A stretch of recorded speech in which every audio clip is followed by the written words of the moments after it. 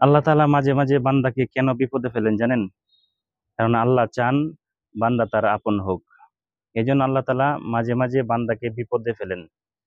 কারণ আল্লাহ তাআলা চান যে বান্দা তার কাছাকাছি আসুক। দেখবেন মানুষ যখন বিপদে পড়ে তখন আল্লাহর কাছে চলে যায়। অর্থাৎ নামাজ পড়ে এবং আল্লাহর প্রতি আনুগত্যশীল হয়ে যায়। এজন্য আল্লাহ তাআলা মাঝে মাঝে বান্দাকে পরীক্ষায় ফেলেন। যাতে বান্দা তার আল্লাহর কাছাকাছি থাকুক। আবার অনেক সময় দেখবেন যখন বিপদ কেটে যায় তখন অহংকারী হয়ে যায়। কেননা আল্লাহ তাআলা বলেছেন, মানুষের যখন বিপদ কেটে যায় তখন মানুষ অহংকারী হয়ে যায়, উৎফুল্ল হয়ে যায়। এজন্য আল্লাহ তাআলা যাকে বিপদ দেন, যাকে কষ্টে ফেলেন, তাকে পরীক্ষায় ফেলেন এ কারণে যে তাকে আল্লাহ ভালোবাসেন। আল্লাহ চান যে সে তার আল্লাহর কাছাকাছি থাকুক, আল্লাহর কাছাকাছি আসুক। এজন্য আল্লাহ তাআলা মাঝে মাঝে পরীক্ষায় ফেলেন।